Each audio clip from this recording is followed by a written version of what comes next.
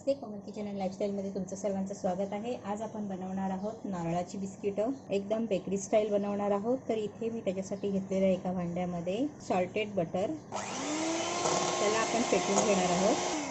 ह्याला मी काही सेकंद फेटून घेतलेला आहे। हे अर्धा कप बटर आहे, वजनी 125 ग्रॅम आहे। त्याच्यामध्ये आपण टाकणार आहोत साखर। तर ही ते मी 1 कप साखर घेतलेली आहे, ही 150 ग्रॅम आहे। ही सुद्धा ह्याच्यामध्ये टाकून आपण व्यवस्थित फेटून घेणार आहोत, एकदम क्रीमी होईस्तव। काही सेकंदाने आपण बाजूला लागलेलं संपूर्ण मिश्रण मध्ये घ्यायचं आहे एका साईडचं आणि पुन्हा एकदा व्यवस्थित फेटून घ्यायचे।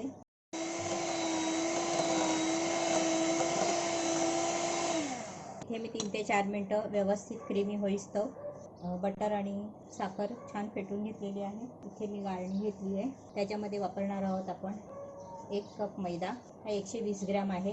त्याच्यामध्येच टाकणार आहोत अर्धा चमचा बेकिंग पावडर, 2 चुटकी मीठ, छान चाळून घ्यायचं आहे।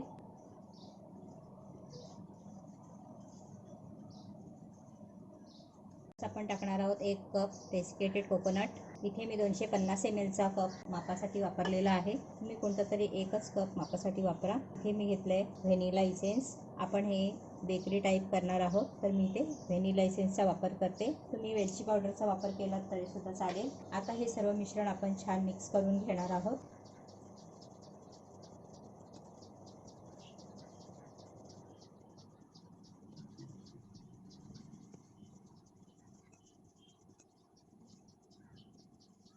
त्यातच आपण अजून अर्धा कप डेसिकेटेड कोकोनट वापरणार आहोत। हे 40 ग्रॅम आहे, टोटल 120 ग्रॅम आपण ह्याच्यामध्ये डेसिकेटेड कोकोनट वापरलेला आहे। आता हे स्पॅच्युलाचं संपूर्ण काढून घेऊया आणि आपण हातानेच त्याची बिस्किटं बनवून घेणार आहोत, व्यवस्थित मिक्स करून।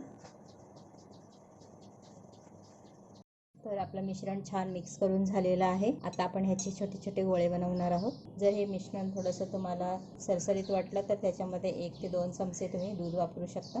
अशा प्रकारे तुम्हाला जेवढे आवडतील तेवढ्या मापाचे तुम्ही लहान मोठे असे पेढे तयार करू शकता। अशा पद्धतीने मी तयार करून घेतलेलं आहे आणि हे आपण डेसिकेटेड कोकोनट इथे मी घेतलेलं आहे एक्स्ट्रा, त्याच्यामध्ये असं डीप करणार आहे। त्याच्याने हे बिस्किट खूप छान लागतात, दिसायला सुद्धा खूप छान असतात आणि अशी सुद्धा त्याला कलर सुद्धा खूप छान येतो त्याने। अशा पद्धतीने मी हे बिस्किट बनवून घेते। हे बिस्किट आपण ओव्हनमध्ये सुद्धा बनवणार आहोत आणि इथे टोपामध्ये सुद्धा बनवणार आहोत। गॅसवर सुद्धा मी बनवून दाखवते। तर गॅसवरती मी टोप ठेवलेला आहे गरम करण्यासाठी, प्रीहीट होण्यासाठी। त्याच्यामध्ये आपण हे इडलीचं जे ट्रे घेतलेला आहे, त्या ट्रेला मी व्यवस्थित ग्रीस करून घेतलेला आहे, एका साईडला लावून घ्यायचं आहे अशा पद्धतीने।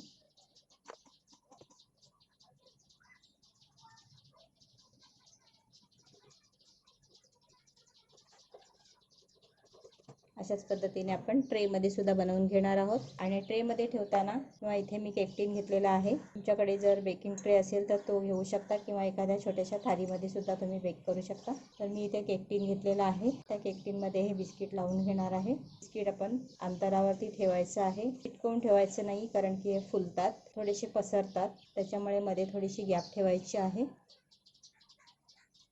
एका साईडला आपण हे डेसिकेटेड कोकोनट सुकंवालं लावून घेणार आहोत। अशा पद्धतीने आपण दोन्ही ट्रेमध्ये भरून घेऊया। तर आपण ही बिस्किटं 2 प्रकारे बेक करणार आहोत। साईडला मी टोप ठेवलेला आहे 10 मिनिटं अगोदर प्रीहीट होण्यासाठी। इथे मी इडली स्टँडवरती घेतलेले आहे, बिस्किटं ठेवलेली आहेत आणि इथे केक टीनमध्ये ठेवलेलं आहे। तुमच्याकडे बेकिंग ट्रे असेल तर त्याच्यात तुम्ही टाकू शकता। 10 मिनिटं अगोदरच मी ओव्हनला 180 डिग्री सेल्सिअसला प्रीहीट करायला ठेवलेलं आहे, त्याच्यामध्ये आपण आता हे बेक करून घेणार आहोत। आपलं छान गरम झालेलं आहे, त्याच्या आतमध्ये मी काहीही ठेवलेलं नाही। आपण स्टँड ठेवणार आहोत, इडली स्टँड। त्याच्यासाठी मी इथे एक थाली ठेवते छोटीवाली, त्याच्यावरती आपण हे इडली स्टँड ठेवणार आहोत आणि मंद आचेवरती आपण हे बिस्किटं 12 ते 15 मिनिटं बेक करून घेणार आहोत। अशा प्रकारे आपले ओव्हनमधले आणि टोपामधले बिस्किटं बनवून तयार आहेत। ओव्हनमध्ये आपल्याला हे बिस्किटं तयार करण्यासाठी 15 मिनिटं लागलेली आहेत आणि ह्याला 20 मिनिटं लागलेली आहेत। टोपामध्ये किंवा कढईमध्ये तुम्ही करू शकता। तुम्ही पाहू शकता बिस्किटं किती छान झालेली आहेत, मस्तच झालेली आहेत। ही बिस्किटंसुद्धा अशीच झालेली आहेत, छान अशी खुसखुशीत झालेली आहेत। बिस्किट आपण तोडून पाहूया।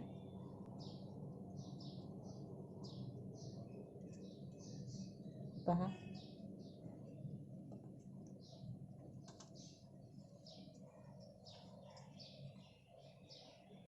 आता आपण तयार केलेली बिस्किटं करून घेणार आहोत. त्याच्यासाठी मी इथे गरम पाणी घेतलेलं आहे एका भांड्यामध्ये. त्याच्यामध्ये आपण ही चॉकलेटची वाटी ठेवणार आहोत. इथे मी डार्क चॉकलेट घेतलेलं आहे 100 ग्राम. ते मेल्ट करून घ्यायचं आहे, म्हणजेच वितळवून घ्यायचं आहे. 100 ग्राम डार्क चॉकलेट डबल बॉईल मेथड्सने वितळवून घेतलेलं आहे अशा पद्धतीने. त्याच्यामध्ये आपण हे तयार केलेले बिस्किट्स आहेत ते डीप करायचे. असं केल्याने बिस्किटला छान लूक येतो, दिसायलाही सुंदर असतात आणि खायलाही चवदार लागतात. अशा पद्धतीने मी एका साईडने डीप करून घेतलेले आहे. बटर पेपरवर ठेवून सेट करून घ्यायचे.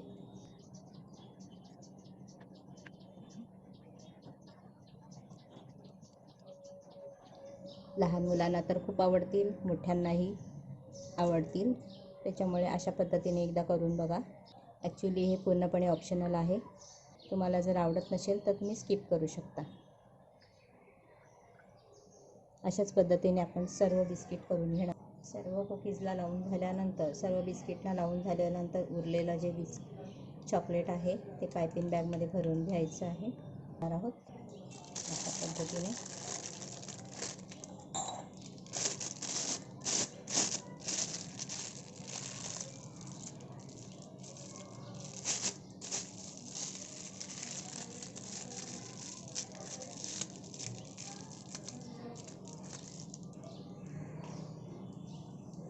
थोडंसं कट करून घ्यायचं आहे.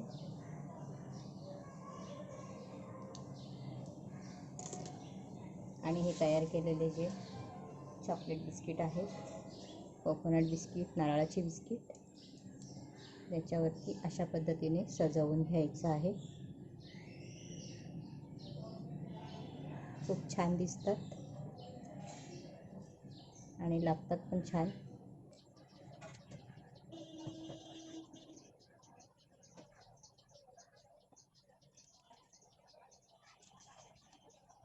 तुम्ही डार्क चॉकलेट, व्हाईट चॉकलेट जसं पण तुमच्याकडे असेल तुम्ही वापरू शकताय. मस्त दिसतात दिसायला ही चॉकलेट.